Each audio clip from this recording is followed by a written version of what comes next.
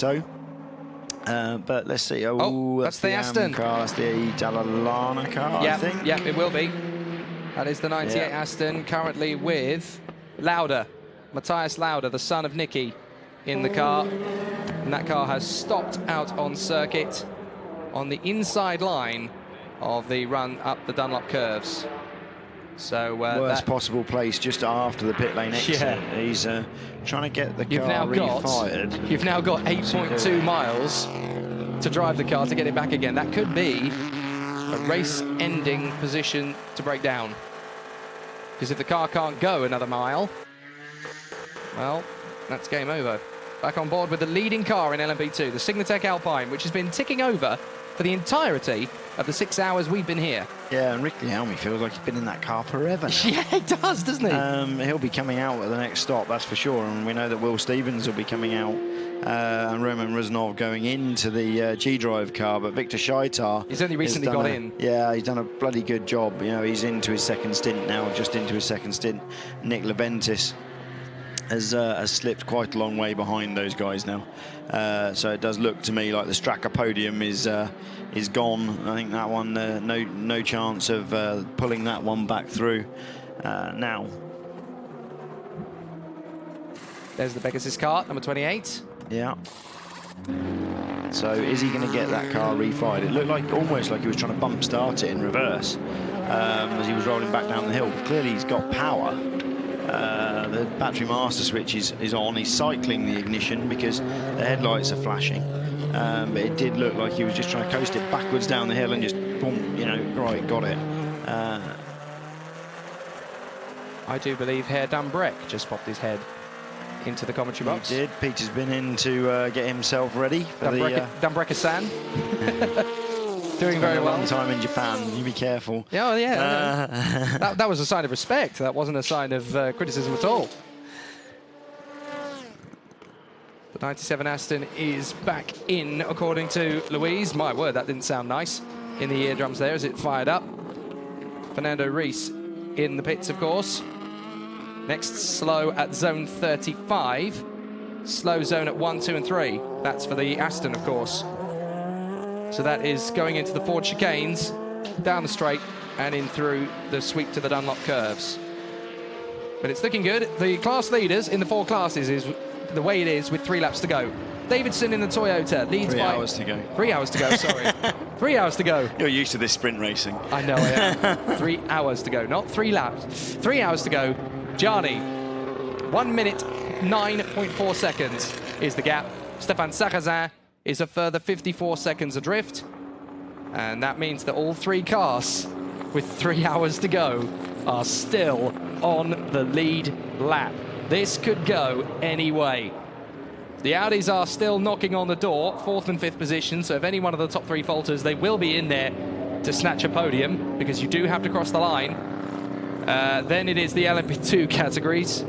Riquelme leading still in the Signatech. Will Stevens in the G-Driver Reka, and Victor Scheitar in the SMP Racing BR Engineering car, with the Straka boys in 4th position, the Eurasia boys in 5th place, and Nathaniel Berton in the 41. That is the Greaves car in 6th position. The GTs, it is Joey Hand still leading Tony Vallanda. Ford versus Ferrari, with Ferrari losing out after that spin for their man Tony Vallanda. 37 seconds is now the gap as a result of all that. And in 3rd position, Ryan Briscoe with Billy Johnson, the 2nd Ford, now 3rd Ford, sorry, now moving up into 4th position. And then we have the GTE AM cars. Bell, Long, and Aguas is the order. Ferrari, Porsche, Ferrari, with Scuderia Corsa, the Americans, looking very strong again. All the way through this 6-hour stint, they've been doing that. And Townsend Bell is at the wheel, and it looks as though they could well have the victory in the GTE AM class. And so, folks, for the final hurrah to the finish line, we're going to welcome back Julian Porter and Peter Dumbrek. I'm going to take this opportunity to thank you all for welcoming me to the Le Mans 24 Hours coverage. I hope I've passed the audition. Thank you all very much for tweeting me through the course of the night. And hopefully, 12 months' time, we'll do it all over again. For now, though, Julian Porter and Peter Dumbrek will close us out. Thank you, Jake. Thank you, Giles. I got a funny feeling that you might be hanging around, Jake. I don't know why I got this feeling, but just something in my in my water tells me that you might well be hanging around. 2 hours, 55 minutes under. And as we get ourselves sorted and get ourselves ready, the desk is looking as messy as when we got it last time. Dear me, there's been a lot of work going on in here. Slow zone currently happening. And, well, I have to say, I went to sleep about 6:30 this morning. Woke up at 10:30. A 4-hour sleep, which was brilliant. I looked at my phone to check the results. And I thought, my phone hasn't reset, it hasn't re-updated. And then I discovered it was a different car in the lead. But the gap was only about 3 seconds, which was what it was when I left. Quite incredible. Gap is a little bit bigger now as we wait. The 98 car, I think as the guys reported, has just stopped in zone 3. So we'll get more update on that. I think Peter has just been briefed on that situation of the 98 Aston parked up. Tell you what, Jake's left quite a lot of stuff. Oh, he's left half a Twix. Oh, he's left some, what are them, Starbursts, and the Kit Kat that I left. So we've got a little bit going on. So, but yeah, we are here for the final 2 hours, 53 minutes. And then the closing rituals, the celebrations, the that kind of stuff. Yeah, all that kind of stuff. So we will organise ourselves. So yeah, not looking good for the 98 car. Obviously we know he stopped there, no spin or anything, just pulled up, waiting on information. Perhaps we can get some from the pits at some stage in the next sort of 10 minutes into the Aston garage to see what's going on there. We have no telemetry. Do big liftoffs, and box this lap. Okay, so that's the 8 car, no telemetry. And so yeah, he would have approached the corner and had a big lift off, as they said. I don't know why that works with him, but obviously that's how it gets reset. And he's in this box in this lap anyway. So that 98 car that is stopped, I mean, that's the Aston that basically kind of stopped a bit later in the race 12 months ago as well. So I think Louise is in the pits. Pedro, you've heard from Mateus. What's he reporting back? I think, yeah, the problem with the gearbox, and he had like 1 gear, 6th gear, and it was not possible to go up the hill in 6th gear. He was stuck there. I don't know what's going to happen now. Yeah. Okay, thank you. Thanks for that, Louise. So 1st and 6th gear. I mean, I don't know, you don't really want to be going up the hill in 1st gear either, because you would be a bit of a mobile chicane as well. So, okay, so here comes the Audi 8. Now, we did hear on team radio that he had to do a big lift off to kind of do a reset on that car.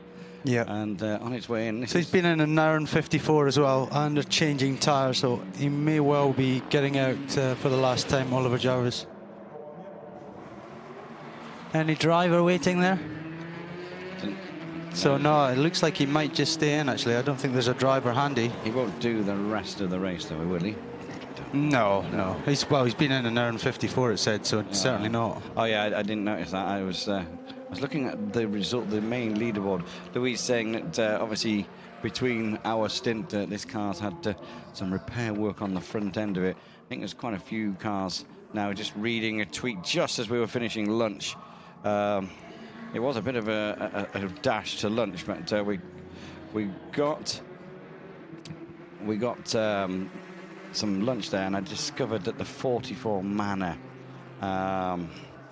stopped out.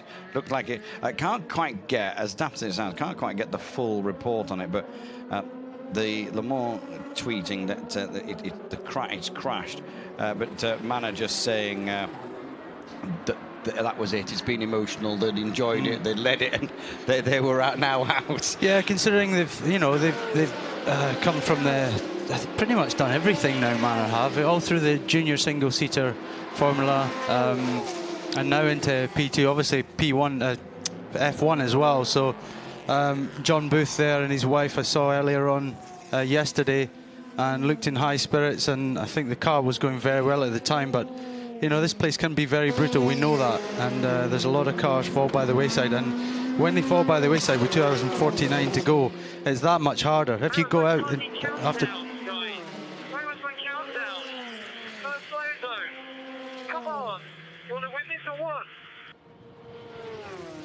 Right, Okay, so that's I'll let you explain that one away. Obviously, again, that's in the past now, but there was a slow zone, and Anthony is used to having you're coming to a slow zone, get ready, 5, 4, 3, 2, 1, and brake, sort of thing. And that must be their way of doing it, and they must have missed it that time. It's getting late in the day, everyone's tired, and he's trying to say to them, come on, boys, this can make the difference. If I get this wrong and we have a penalty, and it's because of that, then he'll be very unhappy. Now, the shot not much earlier that we saw was Toyota engineers on the pit wall talking to a Michelin guy. Were they just generally distracted? Because they're obviously talking about some tyres maybe to go to the end of the race on, and that's maybe why they just missed that little bit of detail. That car's looking a bit scruffy now, isn't it? Yeah, so we know, you know, how long ago was that? That's a long time ago now. So in the middle of the night, Kobayashi had contact with a slower GT car. It's in the garage. It's in the garage. It's been off, as we know. He's spun through the gravel. He's got it out again. But yeah, that has gradually got worse and worse, and it's affecting handling more and more. So when they push it to the limit, it just can't hold on anymore sometimes. So they've got to drop their pace slightly. And at the same time, Anthony Davidson is pulling a blind. He's absolutely smashing out there. So Davidson is driving for the victory.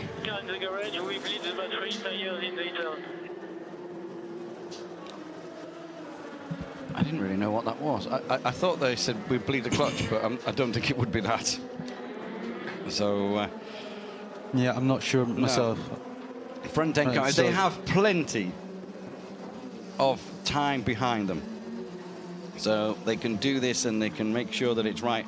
They were starting to drop away from what's the big. This is a Kobayashi spin. You know, there, generally speaking, I think he probably touched the curb on the inside as well, which might have sent the rear, but that's generally a.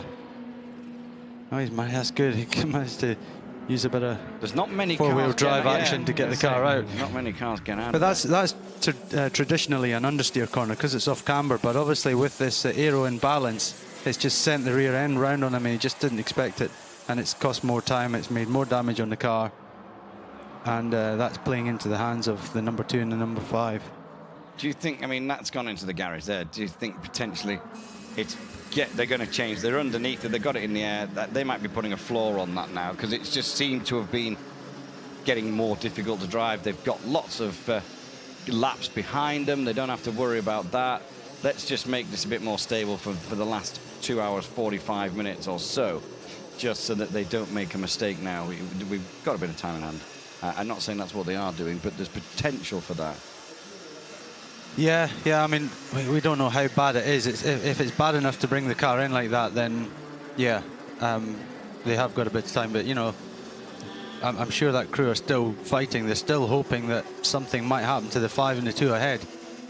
Well, yeah, that's it. I mean, but obviously, if it's getting a bit tricky to drive, Stéphane Sarrazin still sat in the car, so they're obviously not doing a major job where it's going to take a long time. Because you said that you're kind of expected to sit in there for 20 minutes or so. If it's anything more than 20 minutes, you might be allowed to get out of the car. But 20 minutes or so, you would stay in. A lot of the time, the crew are so busy that they forget about you, and you know, you're not their concern, and it's not you've just got to sit there quietly and wait. And if you're requested to get out of the car, you get out of the car, but otherwise you just wait there. Well, there is the Toyota. That's a new front end, because the front end that came off it was very dirty. You'll see the difference in the colour from that new front end to the rest of the bodywork, which is very, very dirty.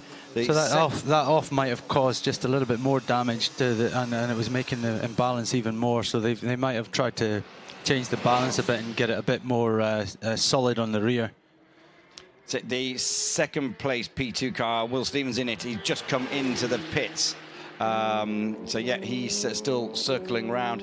I know that Jake and Giles will have given away and all the results, but it is a Ford leading GTE Pro. He got 38 seconds over Tony Villander, so that's not over by any stretch of the imagination. Yeah, we did hear that Villander had enough.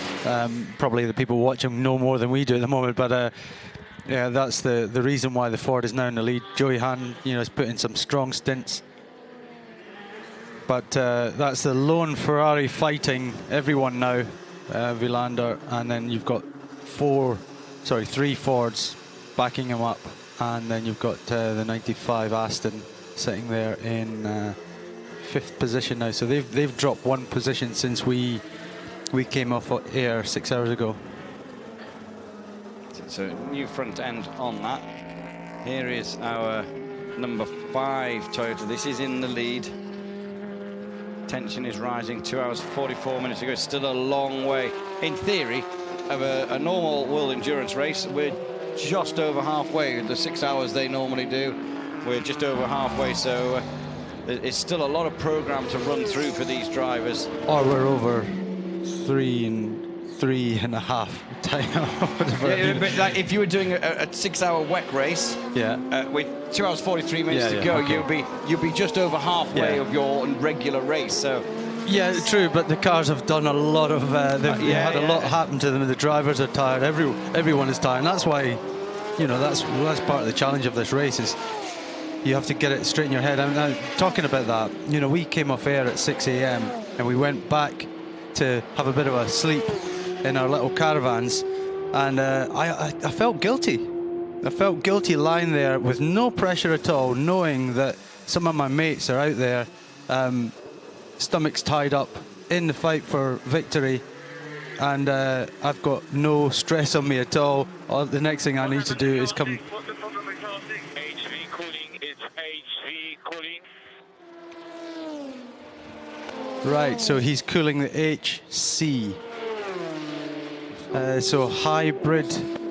Control something. Hybrid.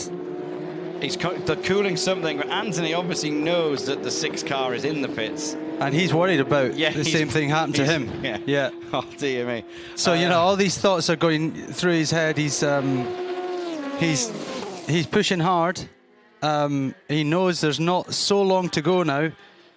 And in normal times, as you say, he's just past halfway. But why wouldn't they finish a 6 hour race? But this is 3.5 times that already. So, Zone 16, there's a yellow flag. That's the second chicane, which is where Anthony Davison's heading down toward. It's gone now. It's gone. It was a quick go on. But yeah, that's it. You can just...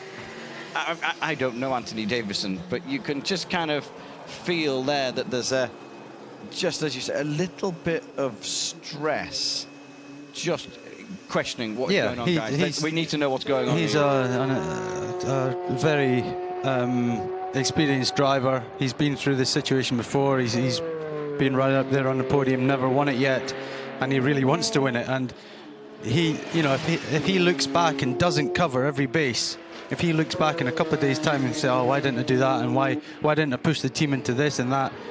And in a sense, he's got to lead the team because he's a man on track. It's always wise to find out what's going on, because obviously he might be able to adjust his driving style as well if there is something. Yeah, he's got to be quick, but at the same time, just not take those extra risks, not barrel the car in. Carry on for the now. Carry on, it's all under control. It's all under control. The car 6 issue related to bodywork damage. So that's in a sense for him that's good news, because it's not a car failure as such. It's a failure because of the offs the cars had and the contact with the other cars. So far as we know, number 5 hasn't touched any cars, so there's no reason they should have the same problem. Yeah, but what I didn't understand was you just continue as you are, all is okay. Then you went on about the 6 car is bodywork. Again, I'm sure we missed another communication that said, okay, the number 6 car's got this issue. But they've now figured out that it was due to the contact. Okay, Anthony is in the pits. Yeah, I'm in the pits in the Ford garage because the challenge is really high this year for Ford, and it's like back in the 60s because it's Ferrari, sorry, this is Ford. So Raj, how do you rate this great duel back in the 60s? That's just great to be here in Le Mans and fight for the victory. Well, it's been a good battle. There's still, you know, more than 2.5 hours left, but it's been back and forth between Ferrari and ourselves, so we really enjoyed that competition, but we're glad we're in front right now. We're running 1-3-4. Cars are running reliably. We've got good speed, so we're just pacing ourselves towards the end. Do you have some memories from the years before? I mean, you were not born maybe, but is it something you'd like to see, Ford versus Ferrari? Well, certainly this being the 50th anniversary of our win in 1966 with the GT40, with that epic battle with Ferrari then, it seems that history is repeating itself relative to the battle, so we're enjoying seeing that, but we've got a lot of racing to do and we're focused on that right now. What's the strategy for the end of the race? Well, you know, you can't slow down here, so even though we've got a bit of an advantage, we're going to keep our pedal to the metal, as we say in the US. We're going to go flat out from here through the rest of the race, and but the cars are showing good pace, and as I said, they're running reliably, so we'll just try to keep doing what we've been doing for the last 22 hours. Thank you very much. Have fun. Thank you. Thank you for that, Anthony. Just looking through some tweets. We can see it's all we ever seem to do at the moment is looking through tweets. But David Smith just wondering why the Porsche, saying Jake and Giles said the Porsches could do a 318, but were fuel saving doing 324s. Doesn't make sense losing 7 seconds a lap. I think what it is they're not going to catch the Davis and Toyota on pure speed. So they're thinking, well, let's just stay safe. Let's stay within a minute or so of where we are and pick up any pieces that potentially fall off. I'm not quite so sure about that. You know, the fact that Kobayashi's done the fastest lap, and that was a long time ago. In lap 81, he did a 3:21.4, and we think the Porsche can do a 3:19, do we? No. No, if they could do that, they would be doing that. Yeah, I don't believe that. I think perhaps they can go a little bit quicker than they're doing, but no, I think Jani is driving flat out. He's trying to catch the Davidson Toyota. Okay, well, this is the 6 Toyota. That's just some slow-mo action replays. There's 6 Toyota there before it came in and had a new nose put on it. Sam Tinknell just tweeting, he's been on a long weekend of running to get back to the hotel and discovered that we're covering Le Mans. He says, excellent when two great things come together. Well, thanks very much, Sam. That's it, yeah. So it's an absolute pleasure to be here. Yeah, it is. So we're going to do a few more, I think. You know what I mean? It'd be quite cool to do a few more, but let's see. 2 hours, 37 minutes to go. Stéphane Sarrazin. Yep, good to have him back out, still in 3rd place. Yeah, unless there's any major hiccups ahead. Yeah, he's only 4 laps behind, and a lot of things can happen in 2 hours, 37 minutes. Yeah, it's quite scary what can happen in that kind of time. I'm just sorting out my desk to make sure that I've not got stuff that I don't need in front of me. So no extra sweets and chocolates and stuff? No extra sweets. Okay, get rid of them.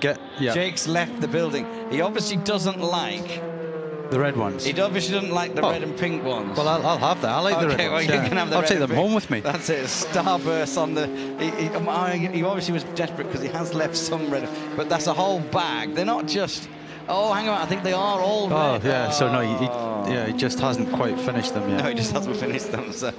He'll realise that he's left them behind. He'll be gutted. He'll be on the way up on the train up to Paris. I don't know. Knowing Jake, he'll be listening on the app, and he'll be back in for them in a couple of minutes when he discovers before his lift goes. So, yep. So 57 seconds is the gap between 1st and 2nd, which in Le Mans terms is not very much. It's not the closest battle that we've ever had, but it's going to be interesting. Verlander, let's just keep a look on that. 39 seconds behind now, the Ford of Joey Hand, which we are on board with currently. That was as if the director knew what I was going to talk about.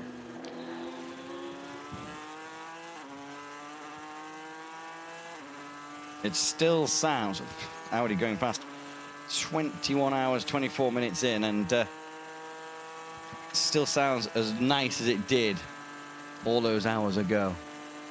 Yeah, I mean, again, I don't want to tempt fate here, but I kind of thought that there might be more issues with the Fords. I think the speed was never in question. I think they always were going to be the strongest car here. But I thought reliability might be an issue. And so far, knock on wood for them, it seems to be going well. You know, they've had the little issues with the car 67.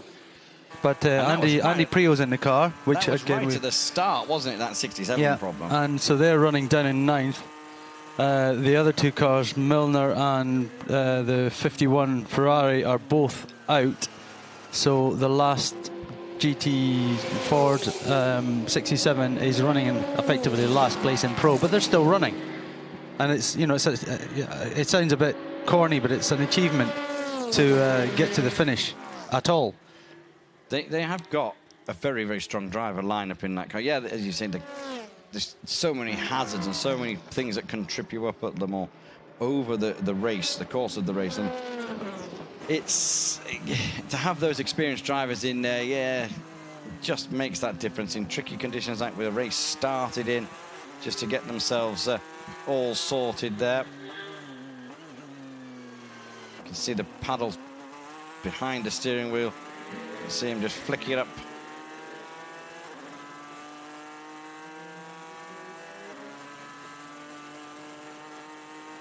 He looks fairly relaxed. I was just thinking, yeah. Maybe slightly tired, but I'm not actually sure how long he's been in the car, certainly since we got into the commentary box. There's a second place Vilander car. The #1 Porsche, just going past it there. Mark Webber on board, 17th place overall now. He was down in 42nd or something at one point, which was due to all those problems that they had in the night. Under the cover of darkness. So it's still going, and yeah, I'm not really sure what else they can really do from there apart from just show the world that they are the fastest car on the racetrack. Vilander been in for 86 minutes. 21 pit stops in total.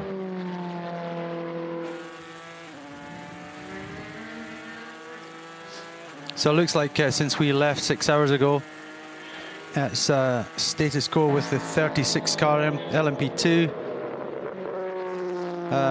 They're still leading the category in Alpine, and Rushinov in the 26 car next. I think the 37 cars come up the order a bit since we last saw, and also the Leventis Straka car now in 4th place in P2. So those long stints from Danny Watts and Johnny Kane in the night, bringing that car up. Leventis on board now. So it's the 36 car, which has done very, very well. Rushinov, remember that car, the 26 car, was on pole position. It did drop down in the tricky conditions in the first hour or two. It was kind of not out the back door because there's so many P2 cars, but it wasn't where you would expect it to. But gradually, the speed and experience of that car and team are making their way back up, being in second place for quite a long time now.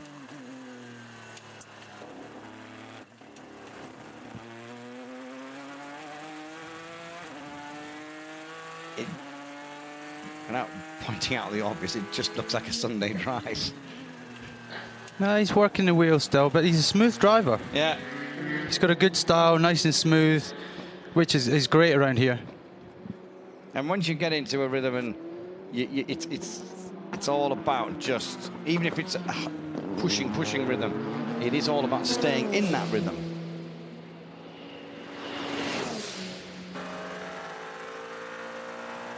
This is the leader of P2.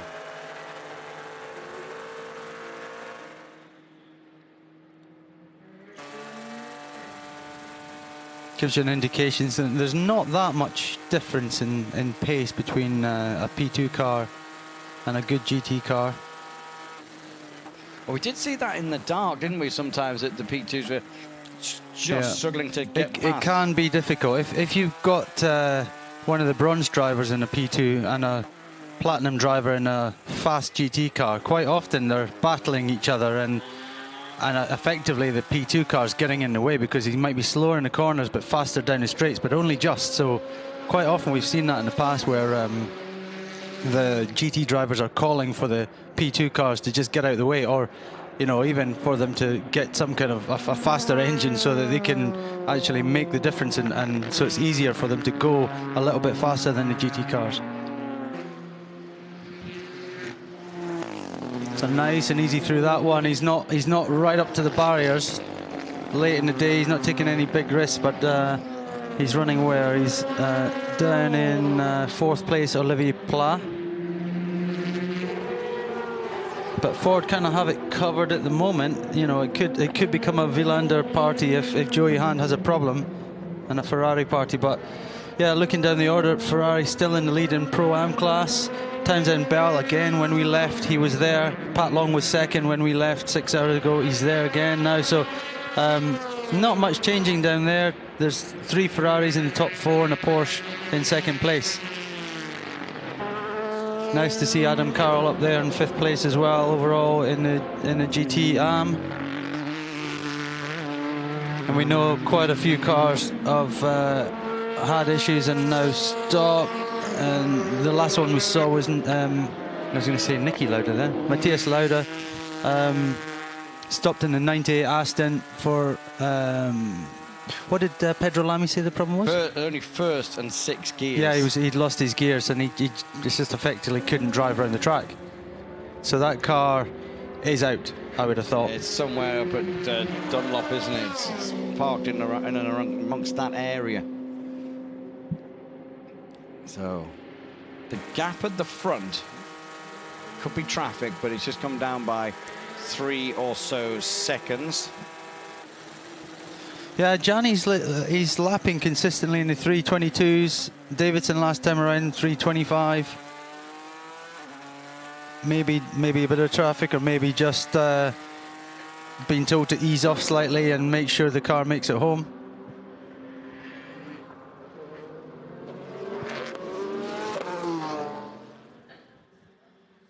Here comes the 6 car, 3rd place. As you'll know, they've just been into the pits. Kobayashi took a trip across the gravel. Then Stéphane Sarrazin got in the car. Team radio.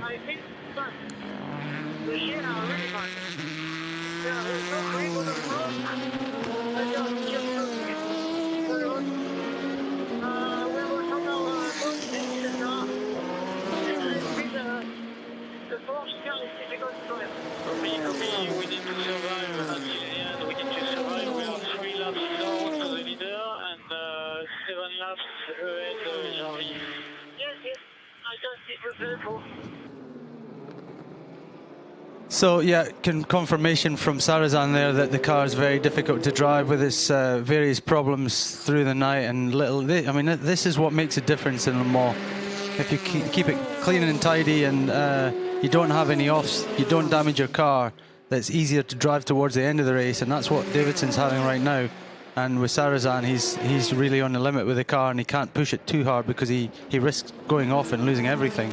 So better to have a podium than nothing. Of course he wants to win, but unless, as I said before, unless there's trouble ahead, it's unlikely to happen. It's interesting, he says there's not a lot of grip in the front end. Now that's a new nose as well on there, so they will be kind of all identical, 3 wide. It must be bumpy down there on that kind of... Yeah, but I mean, I think over the course of the 24 hours, there's been cars all over these areas, and they've gradually sort of cleaned up a bit. The more you drive on them, the more they clean up. You see how the aero just flicks everything, the dust, the dirt and everything up and kind of off and out the way. So we've got 63 Corvette into the pits now, Garcia at the wheel. We haven't really seen the challenge develop for these guys. We know one of the cars is out, the 64 car's out. The 63 car down in 7th place. Unfortunate that Corvette couldn't really bring the fight. We had the big issues with the BOP before the race began. In fact, it got changed just before the race began. So the Ford and the Ferrari got pegged back slightly. The Corvette and the Aston got a little bit extra so they could be quicker, and the Porsche remained the same. So both Porsches, in fact, there was 3 Porsches in, there are 3 Porsches in the Pro class. One of them is still running, but down in 8th place. And as I said, the Corvette just couldn't quite match the pace of the others. Aston had a go. They're kind of up there in 5th place, but, you know, just unable to clearly lap at the same pace as the Ford and the Ferrari. And over the course of the last 22 hours or so, that makes a big difference. And unless they get a lot of luck, then they're not going to make the podium today. So we're on board with the 7 Audi currently. Ben is in the car, 5th place overall at the moment. So yeah, I'm going back to fastest lap from Kobayashi. We saw that lap. It was lap 81 of the race. They're on 343 now. Oh, I believe we have an interview. Let's cross over to Anthony in the pits. We are in the pits with Giuseppe Rizzi, the owner of the Rizzi Competizione car. Giuseppe, how is the race so far? The duel between Ford and Ferrari is just great. Yes, it certainly has been a long race. We have been very competitive. We've lost 1 or 2 little points. But it's wonderful to be here. Le Mans is such a special place, and especially with a Ferrari. Is it reminiscent to what happened in the 60s? Are you proud to fuel this history again here in Le Mans? Yes, it's very special. When I first came here in '69 as a spectator, but then Ferrari was not as strong, but I came later on and before. Ferrari has always been, this is a wonderful track for Ferrari. And, you know, Ford are very strong. They've got a very good organization. They have a very good car. And you have a strong organization as well, because Rizzi Competizione is doing great things this year and for the last past years. So what is your magic? What is your secret for that? Having very good people. That is very important. The people are what makes everything. And then also we have a very good product in Ferrari. So you combine those two, then you have a wonderful cocktail. Let's speak about drivers as well. Giancarlo was very good, Tony as well, and really that's a great team effort. Yes, I'm sorry I didn't mention that, but the drivers are very important, and we've got a very good balance between Tony and Giancarlo and Matteo, and they've all done a tremendous job. They've taken care of the car, and I couldn't ask for more. They've been very good. Grazie, thank you very much. That's great, really, to feel the history, to be just here in Le Mans, and being part of that is just great, guys. I don't know if you agree, but that's great. Well, it's all great, isn't it? And there's so much passion. I mean, this is like the car that's the Ferrari that are running in GTE categories, but the same passion, fortunately, just runs through every single team. And that's what is so special. Yeah, I mean, if you think about it, we're just a couple of hours away from the end of the 24-hour race. That's the boss of the car, and I'm sure he's not had much sleep. You know, he'll be feeling it. The emotions are running high. He's got the chance to potentially win. And, you know, make no bones about this. We've got Anthony Davidson up there in P1 leading, and the P1 cars, but there's 4 fights going on, and they're all as important as each other. Okay, the overall victory is a big one, but you're never going to win overall in a GT car, so the best you can do is win your class, and the competition is very stiff, and if you do that, then you can be very, very proud. It is all about winning. I mean, a lot of these privateers running like in the AM category, it's about taking part, but it's about winning as well. And there's some people are very proud. There's 7 Audi just on pit road. A lot of drivers, your amateur drivers, who just like, I want to do Le Mans, but I'm going to get the best drivers I can to come along with me. Just the number 2 car on board there with it. I saw Porsche in the pit road looking like they were ready to receive Neel Jani in the next couple of laps. And one of my moments of passion just bizarrely come in. Just had a text message from Harry Toivonen, who just did this event 5 times, so he's listening, and a famous name in the world of motorsport, Neel Jani in. But yeah, Harry would like to come back. A little while ago since he was last here, but would like to come back. A race that never really did him a lot of favours, finishing once out of his 5 starts. Jani in to the pits. 57 seconds is the gap between first and second. Anthony Davidson still out front. So again, it's just a check over and having a look at it.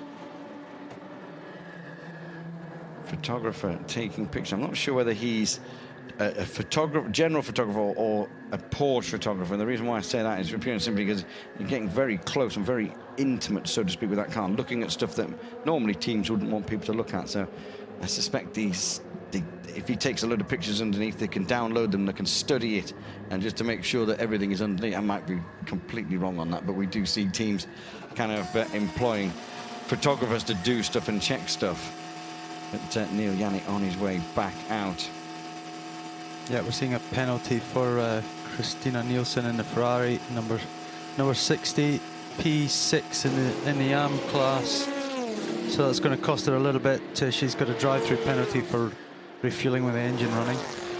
She got 4 laps on the car behind, so she should be okay in theory in position. Kazuki Nakajima, that was, I believe, I only quickly glanced the driver. I'm sure it was Nakajima. Yeah, I was talking for a while about the fastest lap and how Kobayashi set that lap a long time ago. And of course we left at sort of happy hour when we expected the times to tumble, and yet fastest lap has remained, so no one's gone any quicker, and that includes the cars that really don't have much to lose, like the Weber car. It's now running well, and if they could have done, they would have done the fastest lap, because that's the only thing they can gain from this race now. They can't finish on the podium, or it's very, very unlikely. And you know, if you're going to leave this race, you kind of want to leave with something, and if you leave with the fastest lap, then that's quite an accolade. But obviously they couldn't do either. The Trelaway car, same situation. They're quite a few laps down. They couldn't do it. So Kobayashi still has that fastest lap from lap 81. So I'm a bit surprised. Davison on pit road. We saw Nakajima getting ready, well, standing there waiting. Will it be a driver change? We have seen drivers in these cars being prepared and ready, but sometimes not getting in. But 2 hours, 17 minutes to go. Yeah. It is going to be, and Kazuki probably take it to the end, won't he, from here? I would have thought so, yeah. Well, you know, from... that might not be any kind of surprise, because... yeah, I didn't want to say that. Yeah, I mean, it could just be luck. It could be just, oh, that's the way it's turned out. But, yeah, I would have thought it's kind of planned that the Japanese driver, if they had any chance of winning, that the Japanese driver in the Japanese car would cross the line. Yeah, that's... It's a lot of pressure on his shoulders now, and you know, Davidson's done a tremendous job. He can... Well, he can't completely put his feet up, because he's going to be nervous, because it's now out of his hands and he can do nothing to control it. But you know, you've got all these little superstitions that you might be thinking, like, I won't do that, and I won't do that, and I won't do this, and I won't go there, and I won't, you know, I won't talk to anyone. I'm just going to focus for the next 2 hours and 16 minutes on the rest of the race, and after that, if we win, then I'll talk to whoever, and I don't mind. That's it. Yeah, I mean, do you lock yourself in the driver's room and just be kind of unaware of what's going on, or do you basically base yourself so deep into the garage around with so many people around you that no media or journalist can get to you? Because yes, the mechanics know not to talk to you, but also if you're kind of hidden by all your mechanics, no one's going to come in. Let's see if Anthony can get there, or Louise. Yeah, that would be. Yeah, to speak to you know, give Anthony a couple of minutes and see if you can get to speak to him. Yeah, what were we just saying about media getting in the way? And we then go and send our guys out. Anthony Davidson. Anthony Davidson. If we can manage that, please. There's a challenge for you. And that's our Anthony. We've sent him a challenge of Toyota's Anthony. So he's quite up for a challenge. He's looking forward to that. So he did a big shift last night. Don't say that we sent you. Okay, if you can, and once you have him, that's fine. Don't pressurise the situation, but it would be great to hear from the driver who's just got out of that lead car. Neel Jani, the number 2, slicing his way through the P2s. Now the gap down to 32.8 seconds, pure and simply because of the pit stop that just happened there. Yeah. So looking down the order to Ollie Jarvis in that number 8 Audi, who's in 4th place. Talking about fastest laps, well, he's just done his fastest lap, but it's 1 second off Kobayashi's fastest lap from way earlier in the race. So good to see him pushing hard at this time of day. That car's obviously on song now.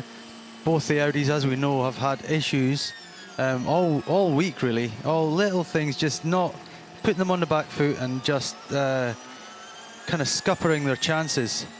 Whereas Toyota seem, you know, they deserve it. They've run relatively flawless. Okay, little issues with Kobayashi and his contact, but thankfully there's another car up there. Neel Jani's up there, and again, it's so long ago I've forgotten what happened to the Weber Porsche. It was a water pump, which was very difficult to get to, and so it meant a lot of time. Remarks from Kazuki, as we spoke before. Concentrate on recovery, especially in the traffic. Yeah. So concentrate on recovering the energy. Oh, yeah, recovering energy. And then traffic, which is obvious, but, you know, as you say. They don't want any silly contact now. If you're in doubt, just wait. You know, there's no point in pushing the matter. Unless Jani is so close that you have to give it 100%, then just err a little bit on the side of caution. They're still currently doing 1 lap more on a stint than Jani is. But the thing, it's not just, I mean, people might say, well, Nakajima's just got in the car. He's not, but it's not just, because Kazuki's got another 50-odd cars on this racetrack that he's going to have to overtake in the next 2 hours, 12 minutes. So it's other drivers who are tired, getting towards the end of their stints. Their tyres are getting old. And yeah, as you say, Kazuki might just dive down the inside somewhere, and he doesn't need to. To be fair, it is more along the lines of the GTM cars that he's got to, or possibly if the bronze drivers are in the LMP2 cars, he's got to keep an eye open. That's it. As you said, be safe. Don't take any risks. Just overtake where it's really clear and sensible. This is our leading GTE Pro car.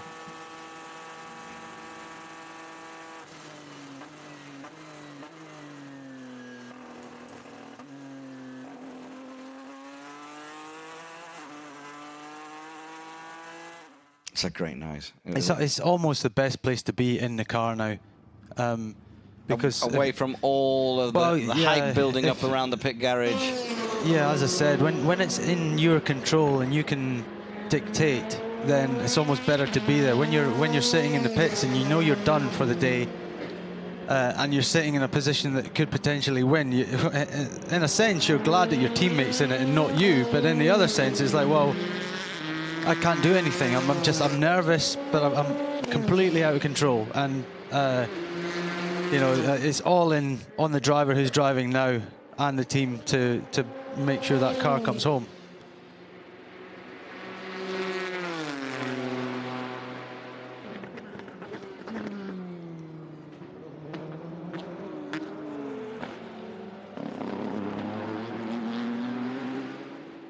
Sounds as nice from outside than inside.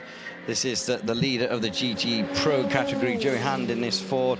Drive-through penalty. It's just, we've already talked about that. Just come up on the screen there, just for your information.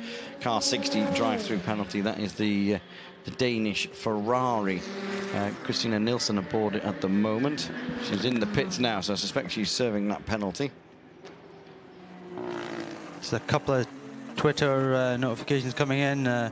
Jake Robinson is just reminding us what happened to Villander. He spun at Porsche, similar to Kobayashi. I think we kind of, we did miss it, but we got the gist from the other commentators.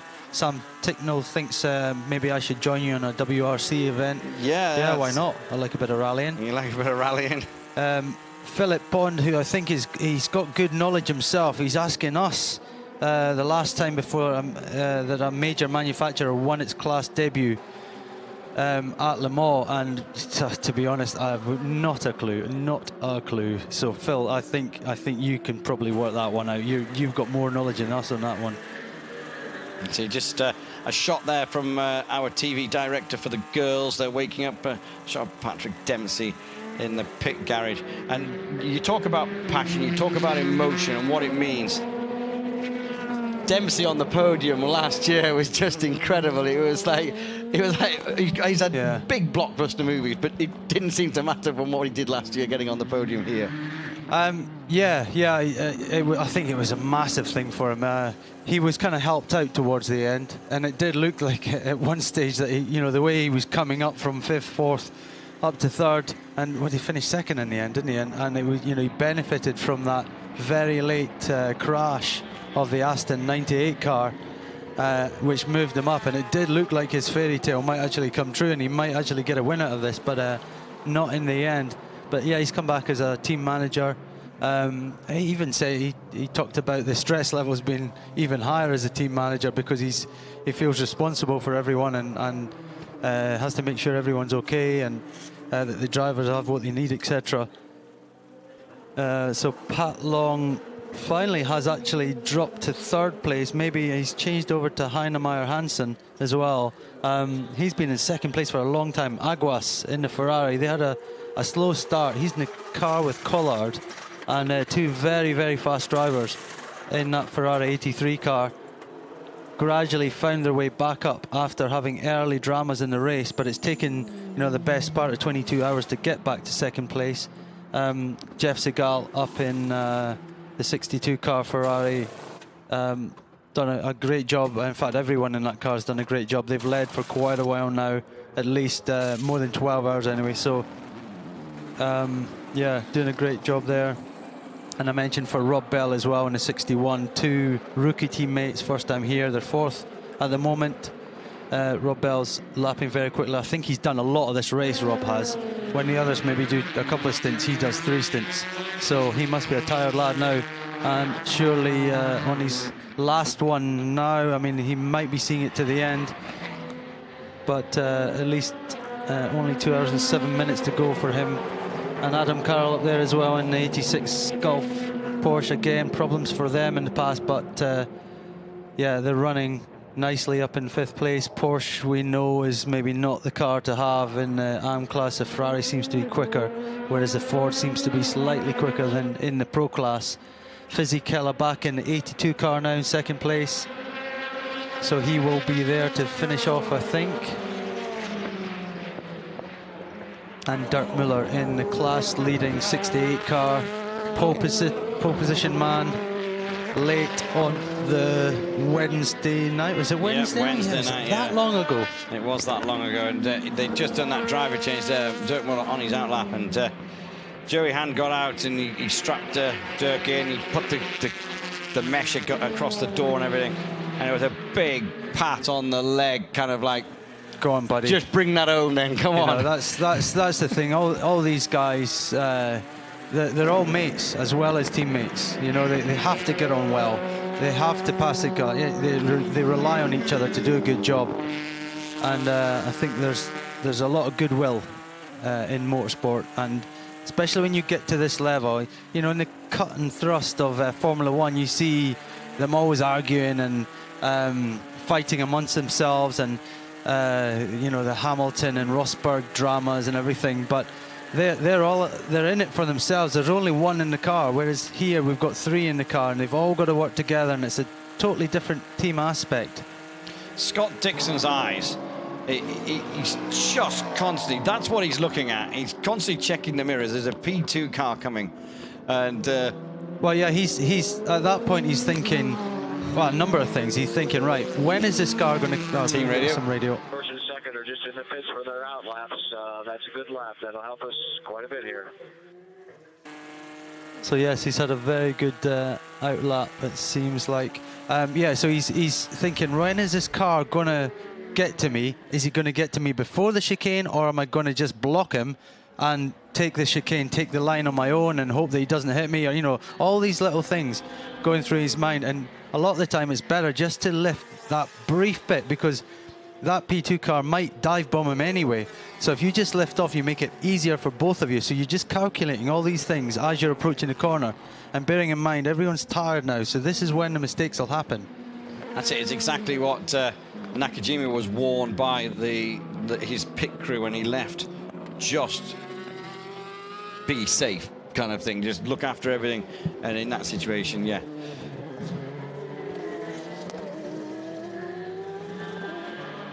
Yeah. So we're hearing from the pits that Anthony couldn't get hold of Anthony. So, he's gone for something to eat. No Davidson for us, unfortunately. I'm not that surprised, to be honest. No. He's in a high pressure situation, and I'm not sure I would want to talk to you either. Yeah. Oh dear me. Well, yeah, but at the end of the day, you were just saying that he would probably try and hide himself when it's nothing personal. It's not that he's grumpy or anything like that. It's just kind of, I don't want to start talking. Tension is high, and he's on the brink of winning his first Le Mans, and yeah, he just doesn't want to do anything to upset that. He wants to just take care of himself. I mean, I doubt it, but he might even. No, there's no way he's getting back in the car. But so you don't know that, do you? You just do not know what I suppose the situation could arise that they need the quickest driver in the car, and it probably is him for the last stint, but I doubt it. I think they're all on a similar pace. Nakajima now lapping, and bearing in mind he's taking it easy. He's lapping about a second slower than Jani, so he's 28 seconds up the road. So it's still all good, as long as that doesn't become 2 and 3 seconds a lap slower than him. Yeah, that's and what we've got to remember is there is more pit stops to come, and they are on slightly different pit stop strategies. And these two cars, pure and simply, Toyota basically can run 1 lap more on their fuel in the car. They can stretch it out, and then when we go right back to the start, the 2 Porsche came in having struggled a little bit.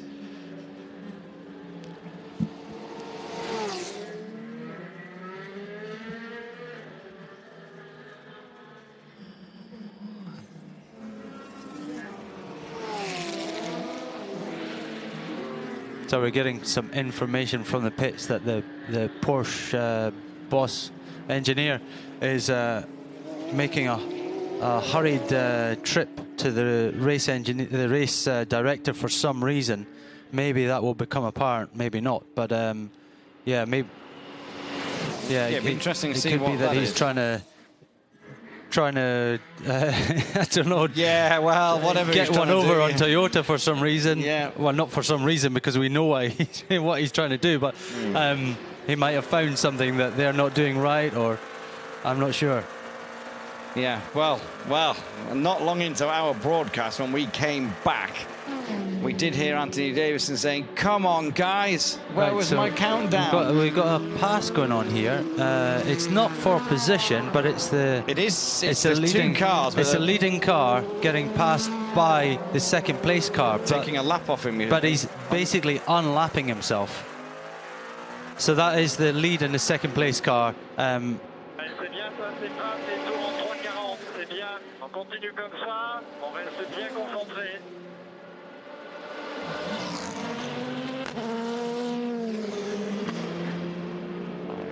Okay, translation from Anthony in the pits there saying, good lapping, great focus, just stay focused. Yeah. Keep it there. He's got a lap. That's the 26 car's got to make up. So what he doesn't want to do here, because obviously he's kind of towing back up behind, he doesn't want to make a mistake and brake too late and make contact or anything. He doesn't want to do anything silly here, because there's no need to. He's got a full lap on the other car. And in American racing, that lap can come back under safety car. The rules are there that they would get away through, and he'd be able to, under safety car, he'd be able to get the lap back. But at Le Mans, not, because there's actually 3 safety cars.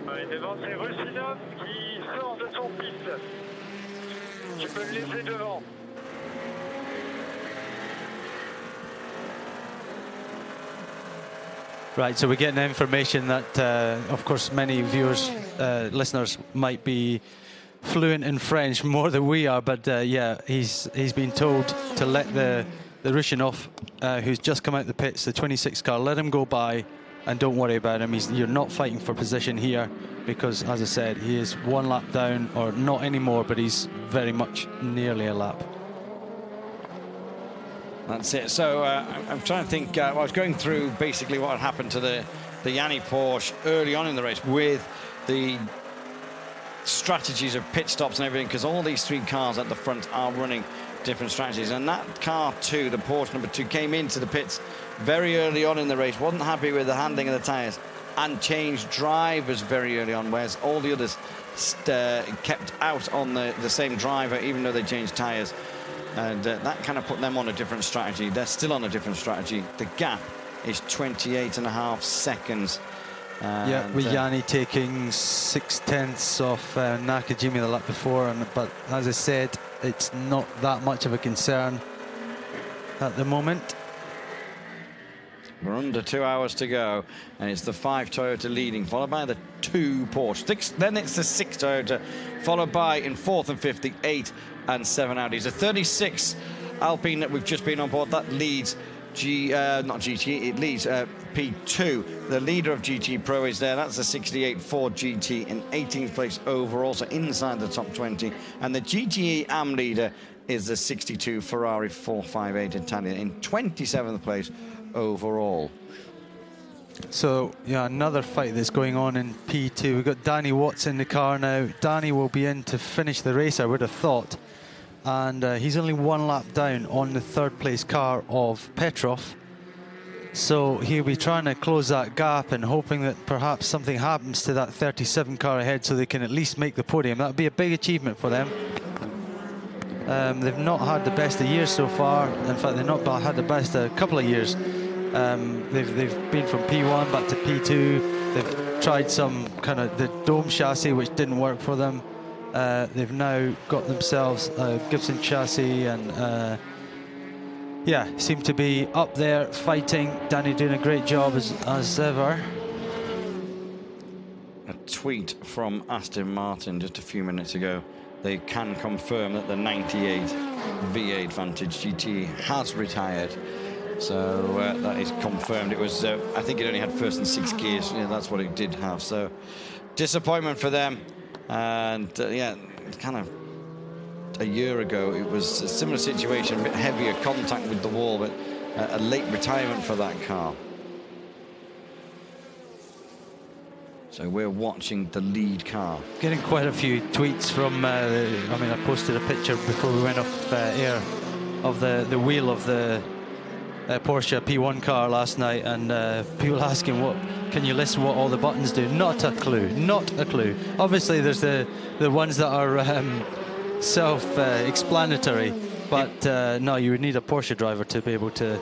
If you want to know what they are, because I just Porsche just before the race, about a week before the race, like maybe between the test day, they did a story on it. Right. So and yeah, if you go onto the WEC app, and there's a link from the WEC app to the Porsche page about the steering wheel. You will have to go quite far down the news items on the WEC app, the World Endurance Championship app, pure and simply because it was before the race where the story came up. But that is up there. But there is 24 buttons on the front, buttons and switches, and 6 paddles on the back. But you need to go onto the WEC app, and it is fully. There's a link there to the Porsche website or the Porsche data page or something, which then tells you what they all do. So there you've got 1 hour and 56 minutes. Come back with your answers. So to sort that out, it's quite interesting what it would do. I mean, I didn't actually look at it. I was lost off with just like all the buttons and things like that. But impressive piece of kit, that steering wheel.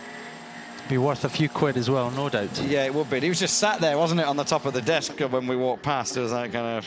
Dirk Muller, fastest lap last time around, car 68, pro car leading class, 351.8. Remind me what he did in qualifying. I think it was pretty much the same as that, wasn't it? Which car? The Dirk Muller 68 car. I'm sure he did a 3:51 something or other in qualifying. So he's down to his qualifying time. I think they've taken. I think Jake's taken all my paperwork. Oh, those guys. I've got. There's got to be a. Could be here. Could be here. Yes. Yeah. Okay. Right. Let's have a look.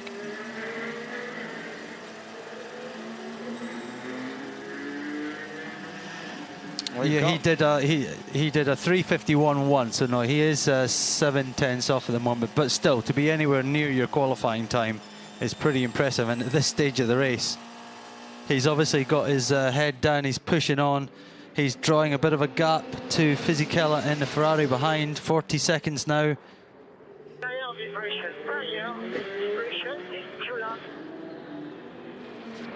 Sarrazan's just not happy with this car. He's not happy. He's emotional. It's been a long night. He's not happy with the way it's happening. I know the feeling. I know the feeling that you're driving the wheels off the thing, and you're risking everything, and it's. We're not going to see it from this angle. Oh, you might do.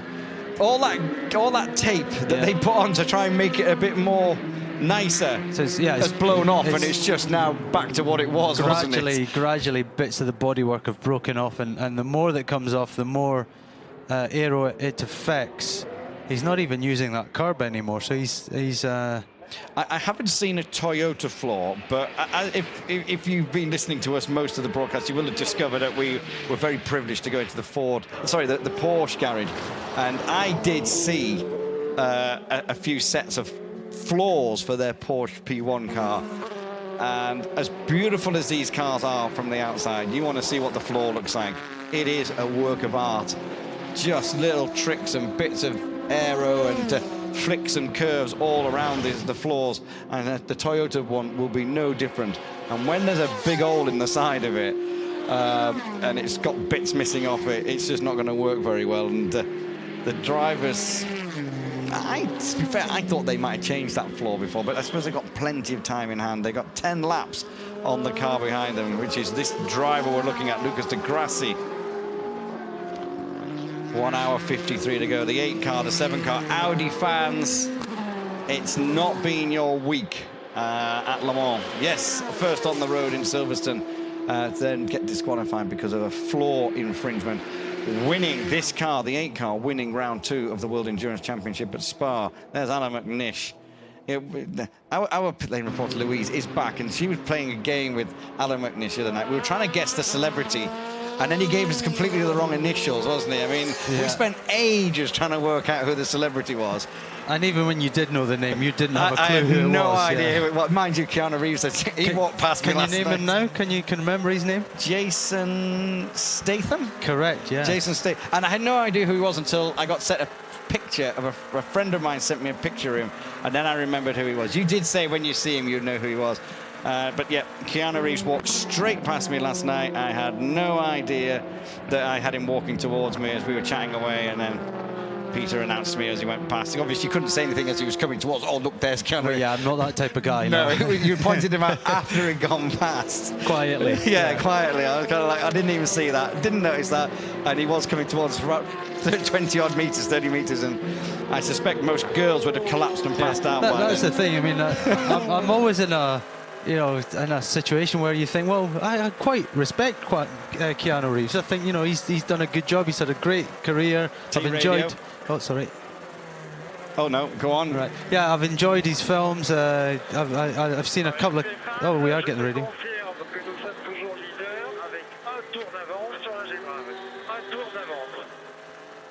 Something about balance and things like that. So right, maybe Louise can translate. Louise, can you? Yeah. No, it was the Alpine 36 car. We've had Anthony translating all the French that's been going on for us, so it's been brilliant. But Keanu Reeves. That's okay, Louise. We're now going to talk about Hollywood film stars and things like that. So in that situation, I would like to say to him, hey, good on you, mate. I've enjoyed your work and whatever, but I don't want to be like an Uber fan, so in the end I just don't say anything. No, we saw Keanu Reeves last night. He walked straight past me, and Peter said, oh, that was Keanu Reeves, and I went, you where, what, who, what? I had no idea. And anyway, yeah, so it was in no way hassled or stressed by me wanting his autograph or a selfie with him. Louise, can you maybe go to the Toyota pit? We've got Sarrazin in the pit now. Can you see if you can find any drivers like Mike Conway? We haven't had any words with him. He's been a bit of a star of the start of this race. Maybe a little bit of a chat. They're looking at this floor again, aren't they? And then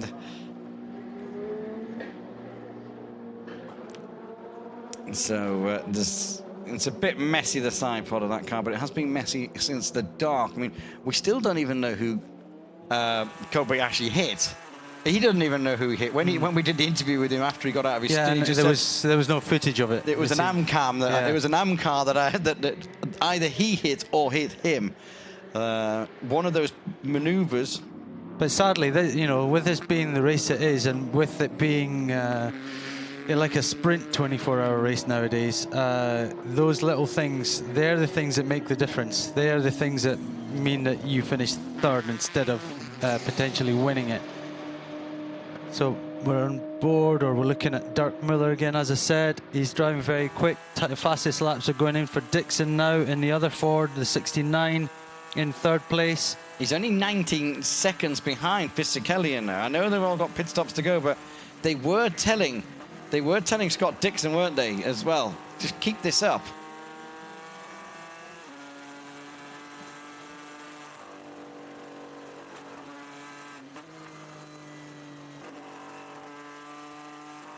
I do want to see a P1 Porsche through the Porsche curves again on board before this race finishes, because I don't know, nothing else seems to go through there as hustled and as fast. Yeah. Even though the Toyota is going that quick. Car 28 reported to the stewards for speeding in the pit lane. That car, since we went on air on Wednesday, the Tattinger cars had so many little problems and dramas and misdemeanors. But you know, she was quite on. She had a good interview. Yeah. And she's quite honest about things. She's new here. She's learning. She's trying to do a better job every time she gets in the car. I'm actually not sure who's. Let's have a look and see who's actually. Well, I've got the remote in control that car here. just now. It's quite down the order. There we go. It is Tattinger in the car just now. So she, actually, that's maybe the previous.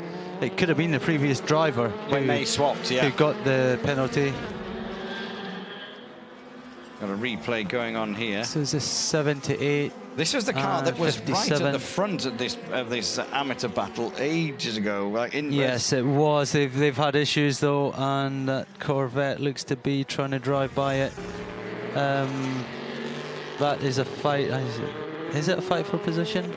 No, I don't think it is. I think it's that Corvette's putting a lap on it, another lap on it.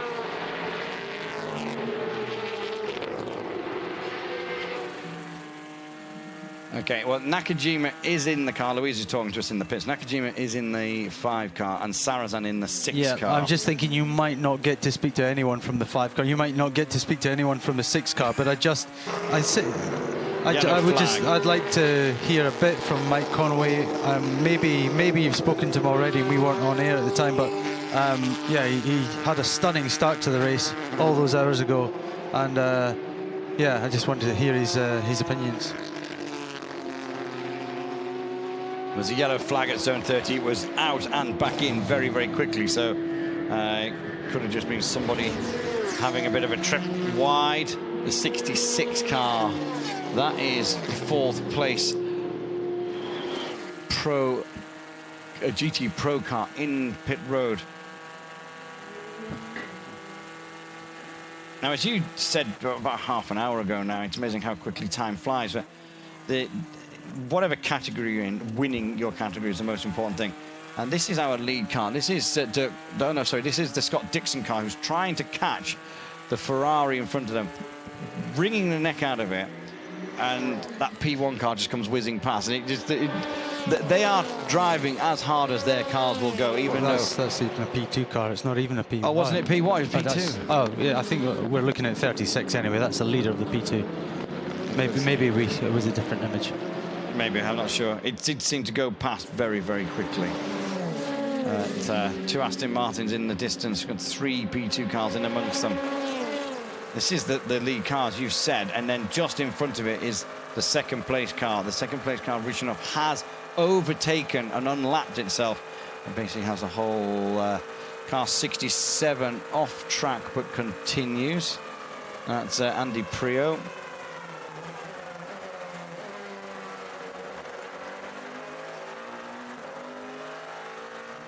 So yeah, the Ford seemed to be both Muller and Dixon last time round, 352, Fisichella Ferrari 354. So it does seem at this stage of the race that the Fords have the legs on the Ferrari, and rather than Fisichella challenging Muller, he's got to kind of fight off Dixon. It's Dixon who's closing in on him. Last time round, 2 seconds he took off him. Okay, we're going down to Louise in the pits. Well, as Mike Conway's just said to me, it's a tough old race so far. You put in a storming performance at the start of that race. Yeah, no, it's been a lot of fun out there, especially the first stint. Changeable conditions was really fun, but yeah, I mean, unfortunately slipped down to third, but you know, the sister car is leading, and you know, fingers crossed we can all get on the podium. And it's been a fun race, bloody tough. I think it's one of the hardest ones I've done, just because we're constantly in a fight every time he came out of the pits. So yeah, it's been a lot of fun, but really hard. How do you keep it together, as you're saying? How do you get some rest when the adrenaline's pumping so hard? It's hard because when you're in a fight and leading as well, you don't want to switch off the TV. You want to keep watching and listening to radio. But managed to get maybe like an hour of sleep. That's it. Just eat plenty of food and plenty of water. That's it.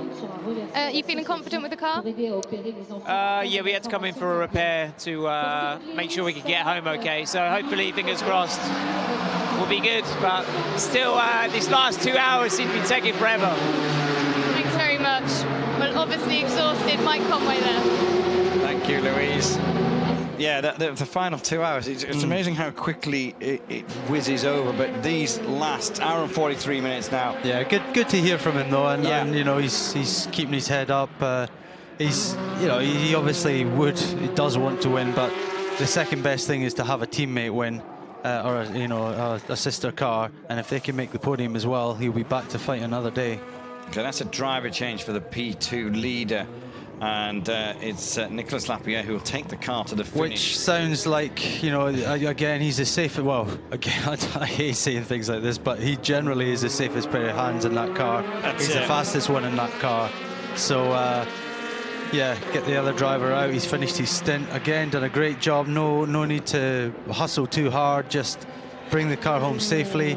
The car 26 obviously has unlapped itself, but it's got to make another couple of stops as well. So, yeah, just get up to speed. Don't get embroiled in any fights with anyone that you don't need to get in fight with. So he won P2 last year. He was like first last year. His best ever finish third overall in 2014 with Toyota, and amazingly, he's won 6 races outright, and he kind of finds himself in a P2 car, but. Kind of the king of the P2 car as well, given the responsibility and things like that. I'm just watching from our commentary box. We can see the runway, and the last 5 or 6 minutes, 2 or 3 private jets taking off, some very fancy ones. I'm not sure whether that's our celebrities disappearing. So yeah, we're hearing maybe Simon Dolan might be one of them. Yeah, bearing in mind there's some very wealthy drivers that Paul Dalla yeah, and if they're out the race, then they might well just get out of here and get away home. That's it. So inside, watching the 23 car really hustling through the chicane that time. Where are they? That's Chatin down in what is he? 8th position in P2. So obviously had their issues, but he's pushing on nonetheless. This is the data on the 62 car, 240 kilometers an hour and still climbing. Right, so Gianni's just crossing the line. We'll see the gap now, 33.7 from Nakajima. Nakajima just almost a second quicker that time around. Traffic involved, no doubt.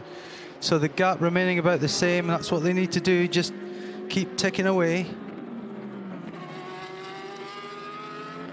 You do know, though, in the last hour and 40 minutes, somebody, somewhere, is going to have heartbreak. And even if it's someone who's in 5th in their category, to get this close is going to be heartbreak. Yeah, and we had it last year. I think it was about 20 minutes to go. Paul Dalla with a 2-lap lead in GTM, having an off, and yeah, missing the finish altogether. We still got in 5th and 6th place two of the Aston Martins, Nicky Thiem and Johnny Adams. As I've talked about, just not quite the pace. Currently running at 3:57, and then you get Dirk Miller doing a 3:52 last time, Fisichella 3:53, and Dixon 3:54. So, you know, all these seconds add up to laps, and yeah, the team is 3 laps down on Dirk Miller, and I don't think that car's had any big issues. It's just been raw pace. Yeah, it's, and as you say, it's amazing that those 3 cars at the front of that, really the 4 cars, all of what's gone on in the race, the tricky conditions to start, then all the traffic that they've got to overtake, that they're overtaken by, and keeping themselves very clean and neat and tidy.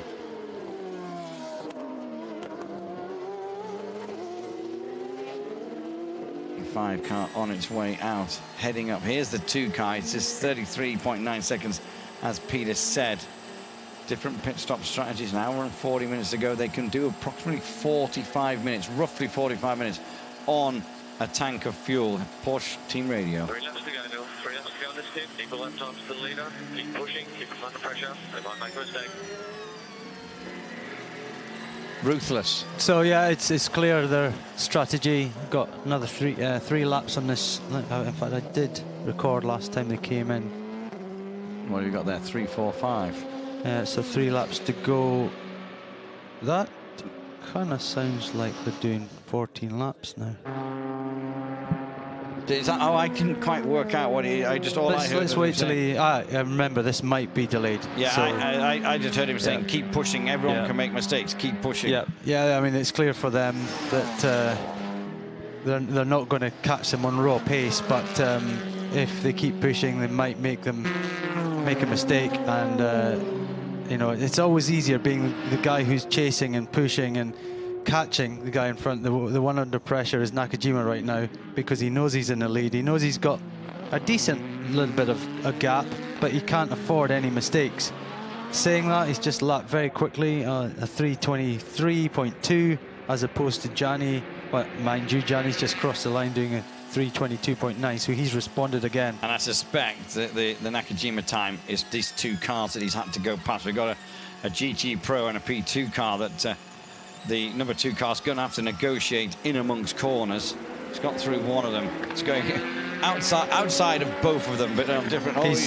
He's decided not to push that through, though. He could have maybe stuck it down the inside, but again, he thought, well, I'm not taking any silly risks. It's a Bartes car that he's trying to get it. He'll just swallow it up and spit it out now on the straight. As soon as he gets it there he's through. Now, it's interesting. Again, teams, obviously, things don't just happen by coincidence. This car, the number 2 car, Neel Jani, and it's no disrespect to the other 2 in the car, probably is over a sector or over a lap and a stint. Neel Jani probably is the quickest driver in this car.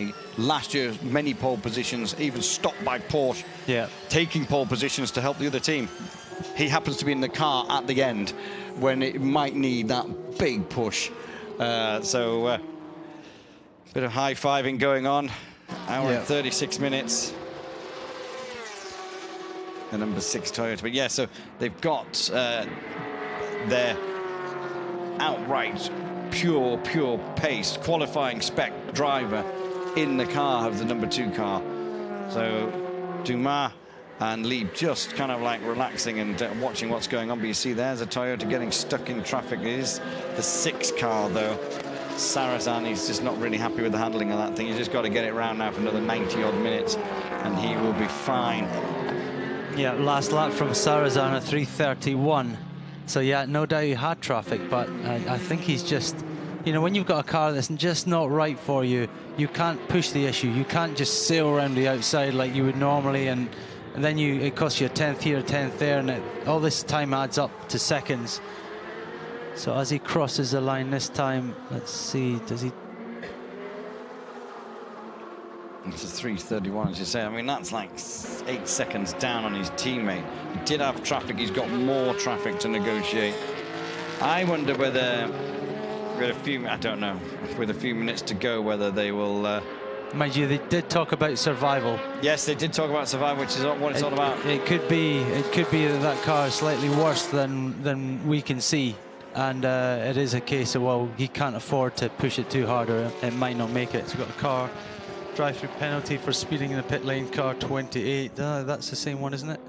So I'm just looking at the leader sequence, and it was car 2, car 5, car 2, car 5, car 2, car 5, all the way through so far. 6 did lead between 242 laps and 262 laps. Then it was left, relinquished of that from car 2, then car 6 back in, and then it was 2, 6, 2. This has been mixing and matching it. 3 different leaders. A lot of lead changes. We're actually going.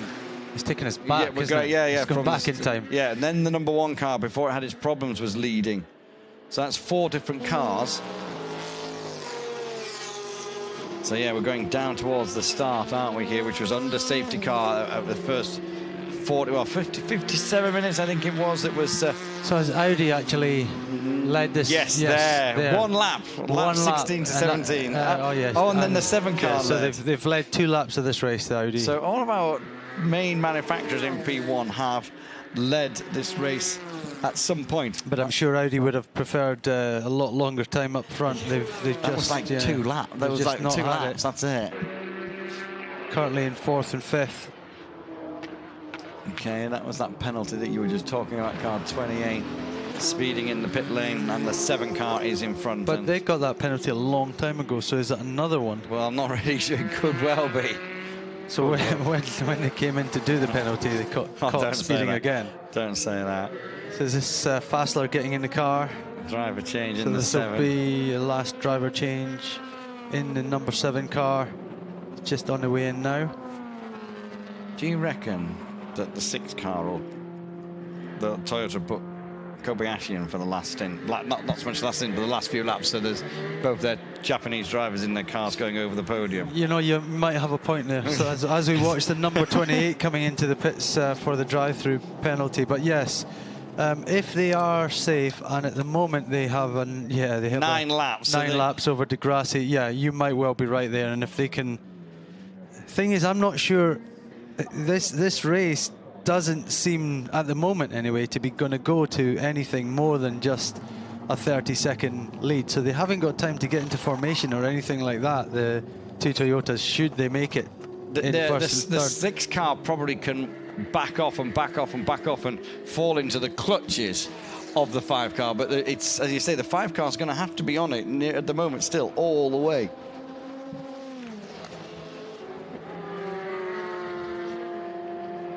Louise is down at Audi. We could see you in the background, Louise, checking that out. She's saying the tyres are quite old going on that Audi. Yeah, U-set going on the car. For whatever reason. Maybe the budget cuts. I was just about to say, maybe they're thinking there's no point in putting a new set on now. We'll just save a bit of budget.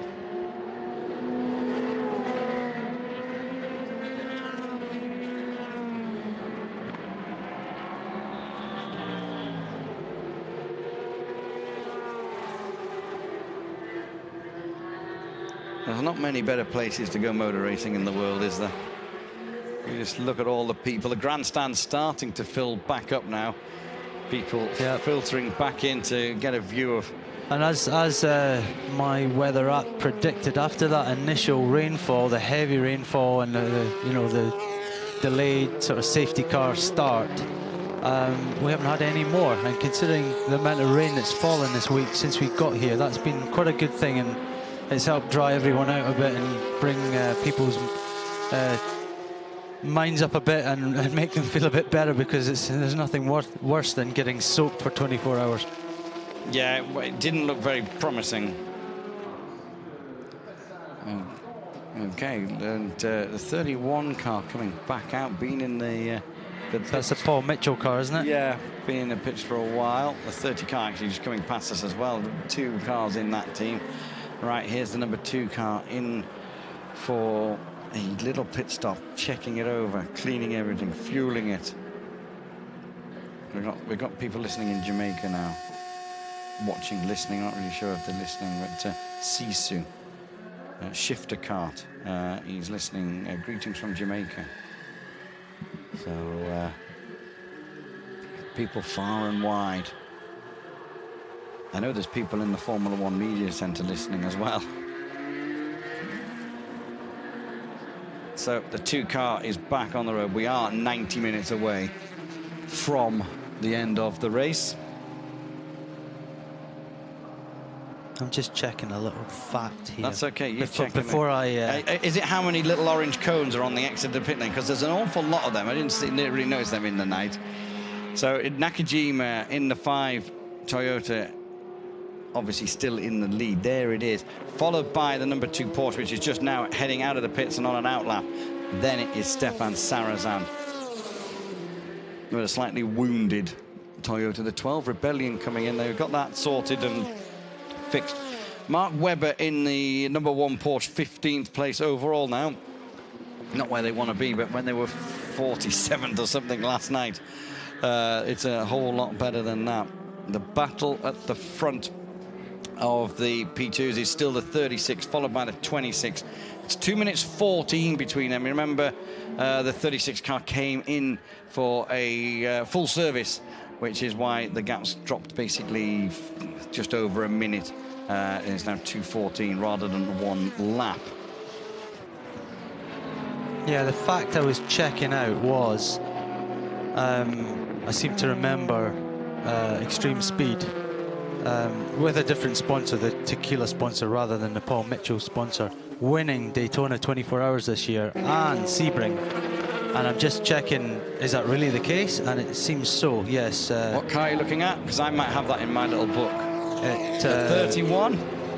Well, Durrani, yes, was one of the drivers. Yep, he won the 20. And Scott Sharp, so it was a combination of the 2, the 30 and the 31 car, because I remember Ryan DL drove for leader on Visit pit road. Florida. Leader on pit road. So yeah, I'm just thinking, you know, they've won 2 of the big races, sports car races this year in America, 24-hour and 12-hour, and yeah, I'm kind of surprised they're not somewhere a bit further up than they are. They've obviously had their issues, but they don't seem to have been on the pace all week. It's always been the Le Pierre car, the Alpine, Orikov, Rushinov, the Petrov car.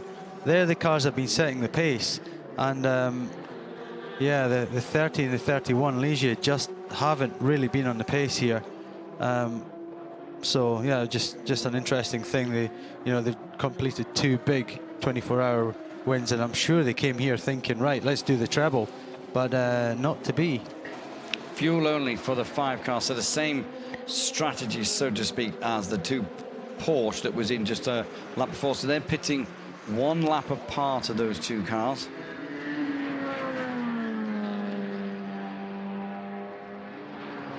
There is that 2 car.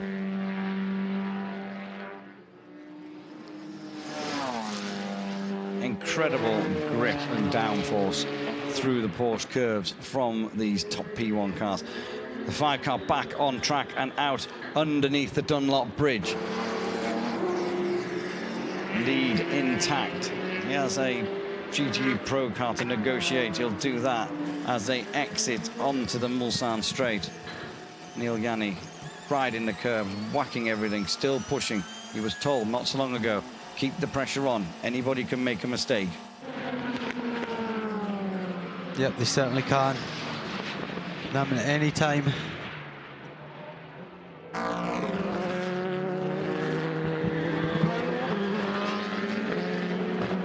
Yep. Oh, the 28 car in the gravel. So the woes continue. I'm sure they'll be able to get it out. I still think they'll make the end. And it's Tattinger again. In fact, we heard the correct pronunciation of her name earlier on from Anthony, and I didn't quite get it. She just lost it on the brakes. Went in a bit too hot.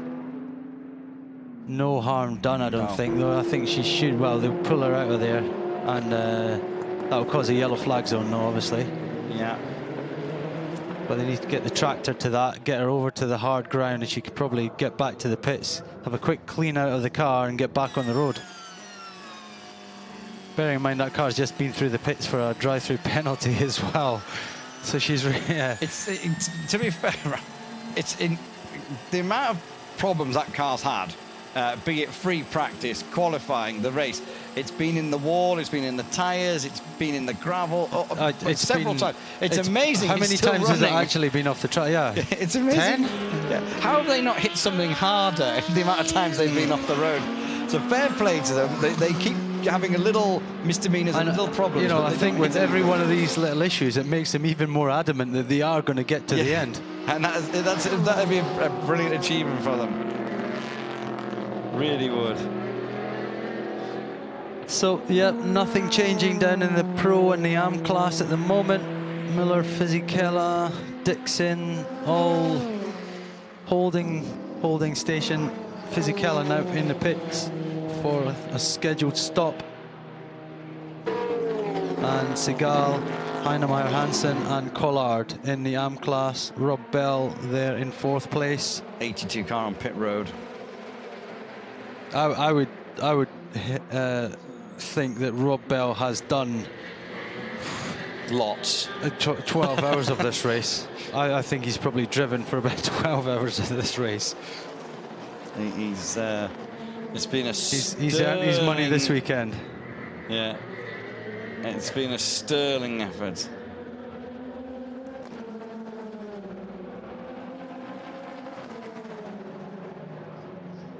.33 car in behind them.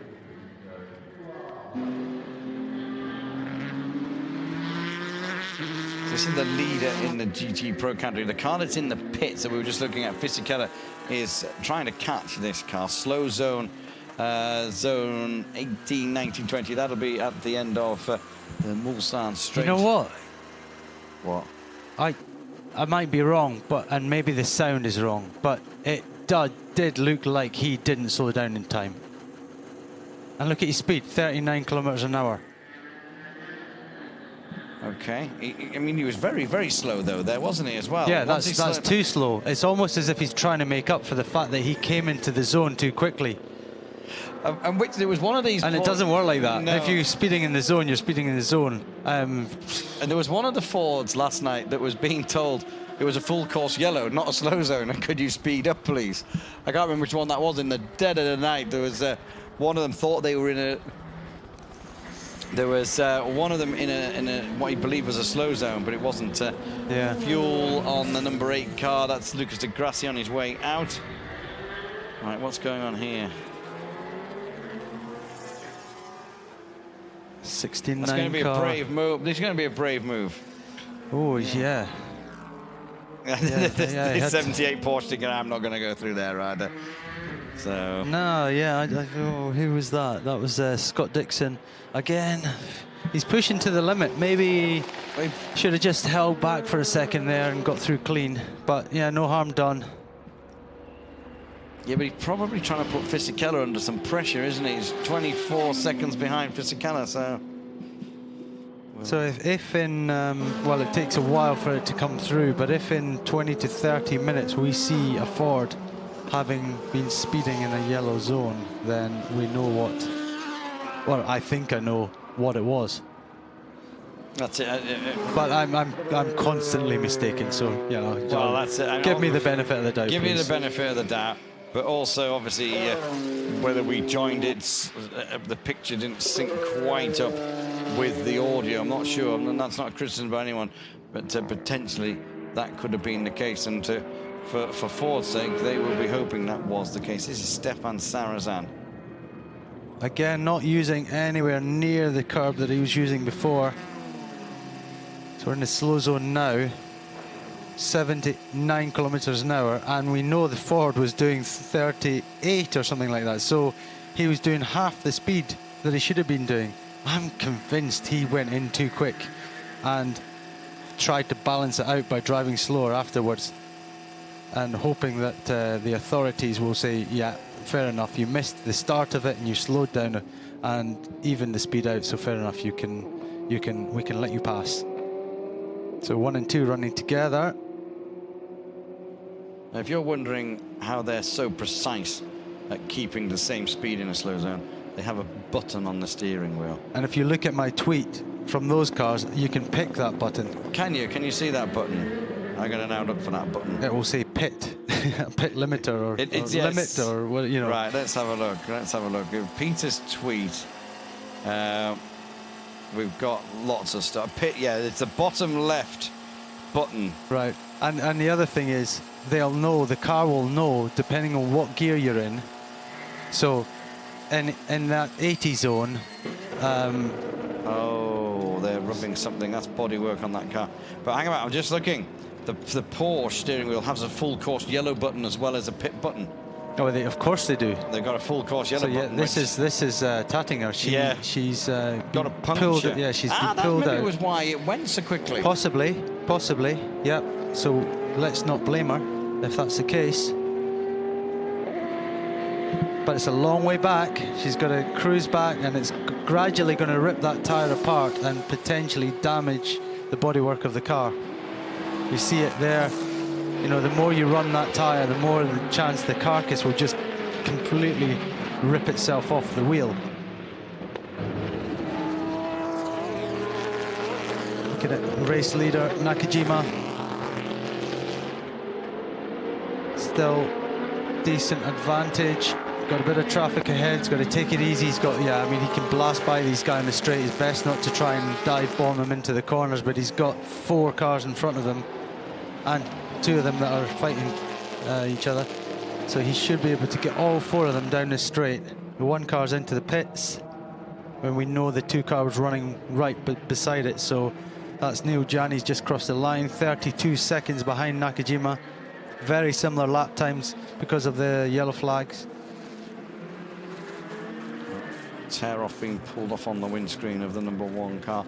Yeah, and Nakajima is stuck in that traffic, so that gap probably will come down quite a bit on this lap, but then Neel Jani has got to negotiate that. Mark traffic. looking tired there, blinking hard. Frustration as well for him. You know, he's come here after a hard start to the year of a lot of testing, getting this car ready. And oh, he's going in the garage. Yeah, and even more frustration because he's been pushed back again. But you know, in the end, they're down in 15th place overall. Is really struggling getting this car back with that puncture. She's trying to be as careful as she can, but really. Yeah, but she's come to a halt, hasn't she? Virtually, yeah. And she's not even at Indianapolis yet, which means that she's kind of just past the halfway point. I'd say Mulsanne was the halfway where she went off. That was the halfway point of the lap. Right, no. She's over here. See what happens when you drive too slow. But isn't that rubber? That's now. No, that's engine. Yeah, but isn't that rubber catching or something? It's now properly now on it's fire. on fire. It's huge disappointment for this crew because, as we touched on just before, they have been through so much, and to get within an hour and 17 minutes. It needs to get round the back. Come on, look at the flames round the back. Don't be. They can't get the fire extinguisher to work. It did work to start with. She's wanting another one. We need more help there. Come on. They're wanting another one. But what was causing that? Because the big smoke's now coming out from the other side from where that smoke is. So that's her just pulling away from Mulsanne. That's early. That's odd because you know, when she got beached herself in the gravel, there was no smoke, there was no nothing, and they've obviously pulled her out. They haven't ripped an oil pipe off or something when pulling her out, have they? I don't know, that's really weird. But yeah, that looks now terminal. I don't think she's going to get back now. That's game over with 1 hour and 16 to go after all that drama. And the best thing now is that it can get that fire out. There's another marshal in amongst the smoke with the fire. Yeah.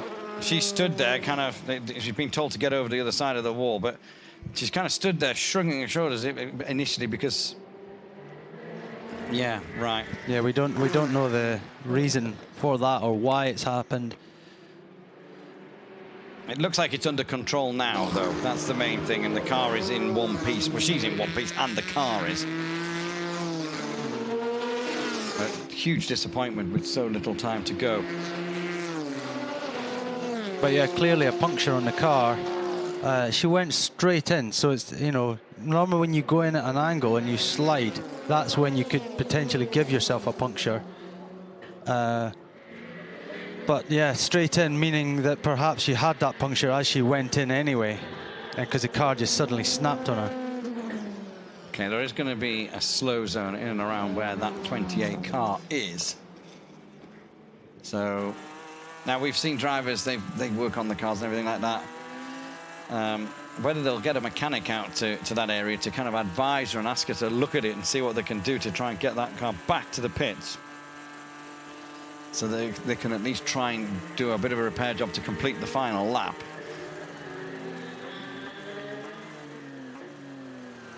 So this car's coming down to Mulsanne now, soon going to get into that yellow flag zone. You should see the first one round a couple of corners here. Little kink here, flat out through here. Right, got the flag ahead. But again, really slow, 40 kilometers. Have they got their full course yellow button set at the wrong speed? Because he's doing 40 k's an hour now. This car's going to be pushed. Well, it's been pushed against the wall. No, thankfully, at least they got the fire out, and it's not going to cost them an absolute fortune having to replace the car. There was a lot of smoke just as after she'd spun.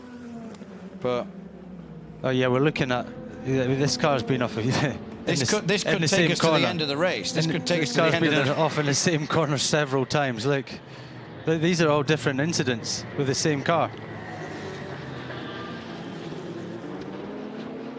So, well, I'm counting 5 in the same corner, and this was the last one.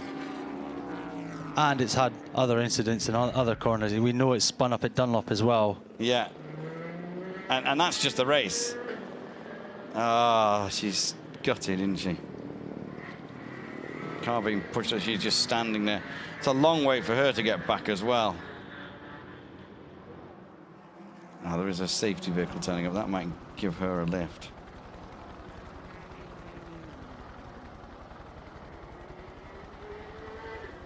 They're now looking for a hole in the arm code to put that in. Yeah, as I was kind of talking about, the slower you run, because a race car doesn't run the same as a road car, it's got no cooling mechanism. So it's air cooled essentially. So if you run it slowly, then what happens is it gradually overheats. So you need to run it faster to help to cool it. So Louise is going to wander down the pit lane and find out some information on what's going on. So yeah, big disappointment, and that does look like it's out. Doesn't look like that's going any further now. So we're looking at the race leader, Nakajima here. An hour and 12 to go, gradually ticking those minutes down. Nervous times in the Toyota pit. They still haven't done it here, they still haven't won, and this is going to be their closest one so far. Whether they win it or not is their biggest attempt. As we talked about, they've spent a lot of time testing. We've got the Dirk Muller car in the pits now, leader of GT Pro class. Got all the dirt on it and everything. It's get another tear off the screen, nice clean windscreen now. This car kind of run by Chip Ganassi in America, but run here in Europe for WEC by George Howard Chapo, who is the ex-boss of ProDrive Aston Martin Racing. So a lot of experience, a lot of wins here with Aston in the past, so he knows his stuff. And potentially another win coming to Ford. The car we're looking at there is the 82 car for Tony Verlander now. Sorry, Giancarlo Fisichella in it at the moment. Scott Dixon now only 21 seconds away from them. He nibbled that down a little. It was 27-28 a few laps ago. So. Well, yeah, he is lapping. He's lapping a bit quicker. Okay, we've got Louise in the pits. Let's cross to her. Yeah, I've just come to see the 55 in the garage. As Matt was saying, there's been issues throughout, really, or halfway through the race. Yeah, I mean, we had a really good run for the first half of the race, and then we had a slight issue with the exhaust, that we had a problem with it. So the team kind of did a patchwork job on it. We lost about 12 minutes. And then I went out after and I did actually a quadruple stint. And we were really fast. We kind of got back into it. But then the problem reoccurred. And the issue with it is to run the car like that, there's always a risk of fire with the particular problem we have. So they tried to fix it again, but we ended up losing so much time that they boxed it, did a more kind of long-term fix on it. Duncan went out and he did his minimum driving time, and then we'll take it out at the end to cross the flag. So it's a disappointing result for the 55. We're really quick. I think I set the fastest lap, so if no one goes quicker, we'll have the fastest lap. So at least we'll have something to have a beer to tonight. You can walk away with that. Yeah, exactly. It's something to cheers a bottle of beer with tonight, I think. So and we'll come back next year. Thank you. Thanks. Thanks for that, Louise. Now, what were you saying only about an hour and a half ago about if you can't like win your category or stand on the podium, take your fastest lap home with you? You're clutching at anything you can get, and you know, the thought of having a beer and leaving here with the fastest lap in your class, well, it's something to talk about. It's an achievement, and you know, there's a lot of drivers out there. If I was to just quickly count up, so 1, 2. 180 started the race while Peter counts up. So 11 cars, 11 times 3 drivers, so 33 drivers, and you're the fastest one of those 33 drivers. So it's an achievement.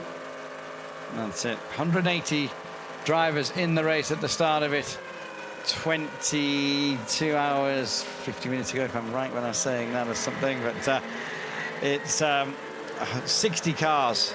If I go down my list, let's just have a look at the remote control and see. We've got 1, 2, 3, 4.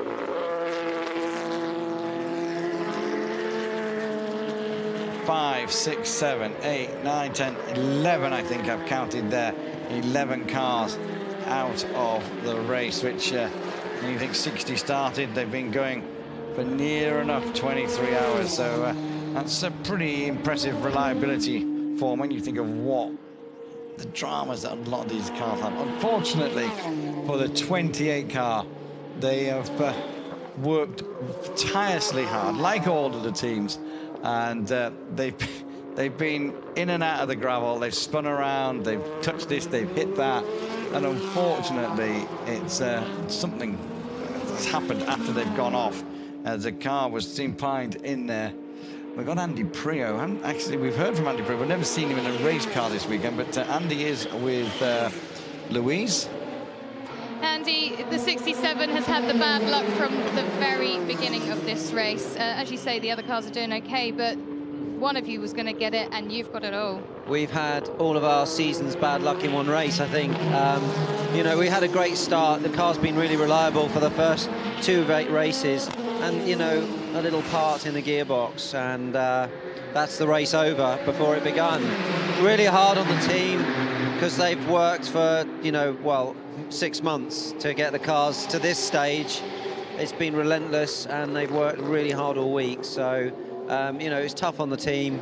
These guys here have had a hell of a day, but they're a great team, and they're really, you know, real good guys, and they've worked so hard. The car's going to finish. You know, we've got a 1-3 up there, and Ford are, you know, yeah, doing good. Thank you. Yeah, cheers. He stopped himself short there. Yeah, Ford are up there doing good. Yep, they are doing good. As Andy says, they are doing very good. Yeah, he doesn't want to tempt fate either, you know. Just seen a tweet from Rebellion. The number 12 car is back in the race after an injector change.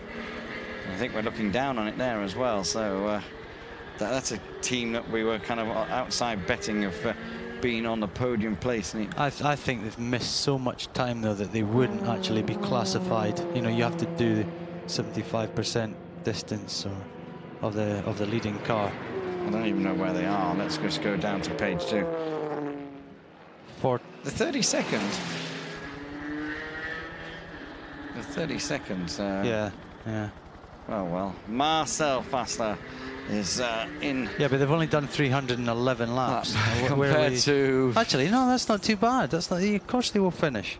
I thought they were in a lot, you know, that worse than that. They must have pulled the car back out when we went off air, and we just, we should pay them more attention. We haven't been concentrating too much on that lower page on the monitor.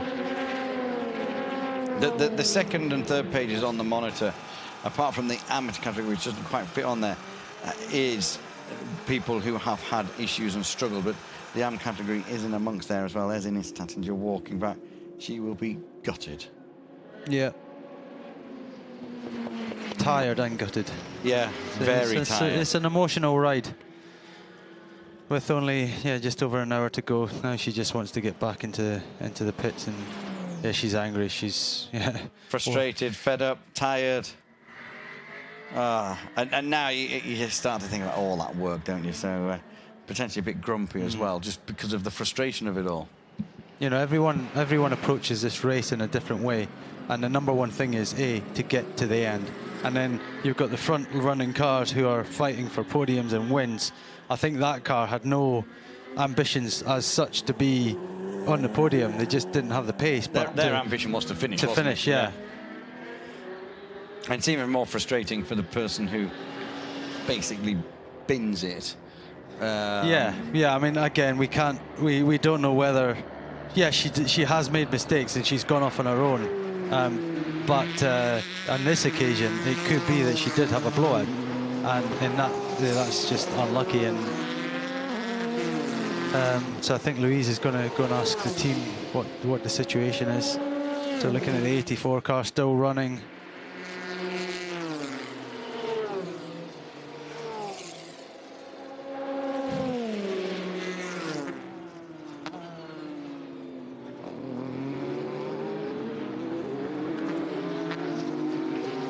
Just confirmation from Philip Pond, who's always on Twitter. We've got Philip along with us, just confirming that Pipo Derani, the ESM driver, was one of the drivers to win in Daytona and in Sebring, but sadly for them, again, I did have a look at him because I'd heard his name and I'd seen that he's been very fast and done a great job. Quite a young driver. In fact, if you got any information, you should have something in there about Pipo Derani. What car number was he? 30? He's either 30 or 31. Let's have a look. Right. 31, I think. Okay, what have I got?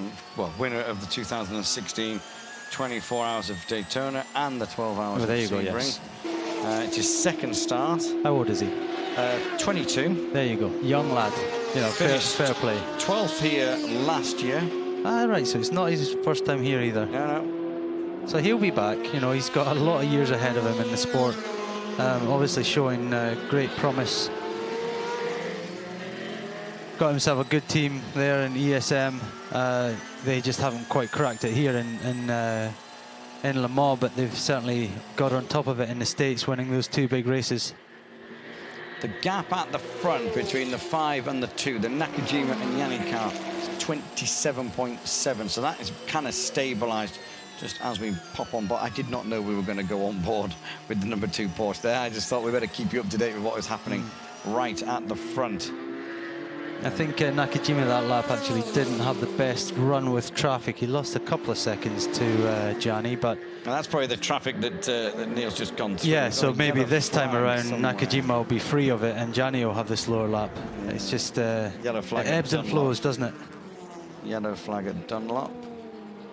So replays of the number 5 car, slow-mo. You see those nice wheels, the aero wheels.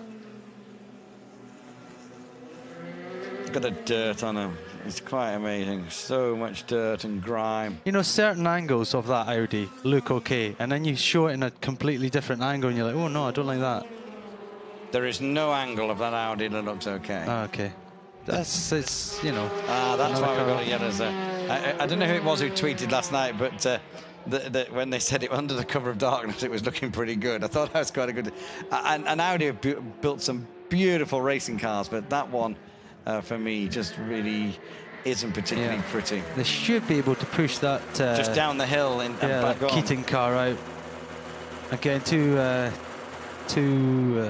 Benelux drivers in the car there, Blekemolen and Mark Goossens, both got a lot of experience here. I know for a fact that that back in the Porsche P2 days, that Blekemolen has won this race. So very experienced around that. Here, both of those guys drive in the States, and they've come together for this race. This is our leader in P2 now. 1 hour 20 seconds to go. How far